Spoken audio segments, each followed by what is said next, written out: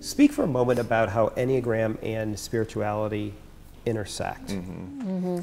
Yeah, and I think for me, I have a hard time pulling those two apart. So Enneagram can be used as kind of a psychological, more secular tool, and it can be effective for sure.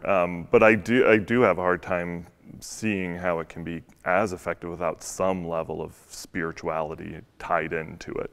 And so I come from that Christian worldview. So for me, it is very much that I'm seeing how I can rely more on God to fulfill who I am, right? So I'm not looking as much for the reaffirmation of my identity in others. I'm not saying, hey, Jen has to tell me that I'm good and okay before I'm good and okay. Like I can pull that, and that's one of the things that's really taught me is I pull that from God, right? I see that as like He, the empowerment within me through Him allows me then to use the gifts He's given me in a very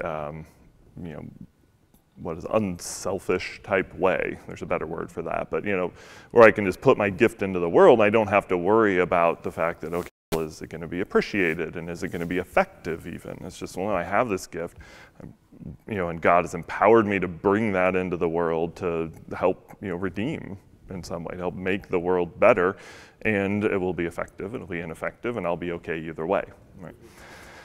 So for me, that's a lot of the way that, the spirituality aspect of it, it has really deepened my spirituality. It's deepened my knowledge of the fact that, I think sometimes as Christians specifically, depending on how you're brought up, but pretty commonly I find, Christians are looking, say, hey, if I do the right things, then, even God then will love me, as opposed to, no, like He loves me no matter what, He's here. And how often do you run into it in church and in praise songs, this like beseeching God to come to me.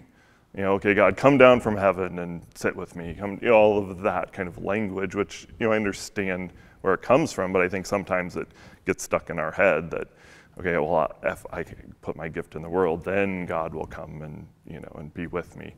So it's that for me, a lot of that is what's deepened in my spirituality is like, God is with me always, right? He's always there, always empowering me.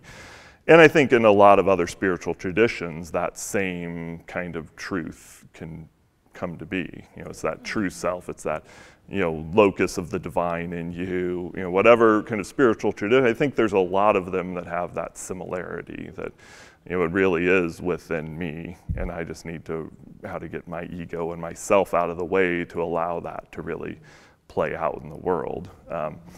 And so you think, all right, when there is no kind of spirituality at all, there's still the value, I think, of seeing what are we looking for identity from others, in this self-identity and development, perhaps. But I personally would struggle a little bit more without having a spiritual piece to help me as I develop that core, that true self, coming from something other than just me having to create it, if that makes sense. Yep. So Jennifer, how has the Enneagram deepened your faith?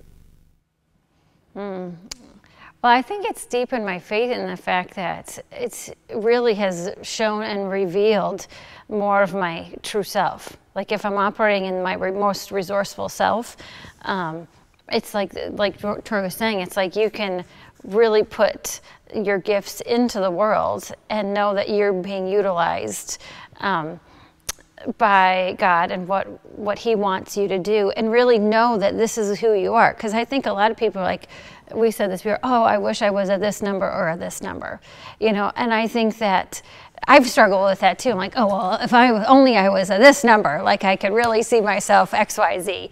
But, I think the invitation that God has been calling me to is just sit with me and develop this skill. Because you're good at what you do. You're empathetic, and that's a good thing. Because if you were these, and I didn't create you to be that, and that. I created you to be this.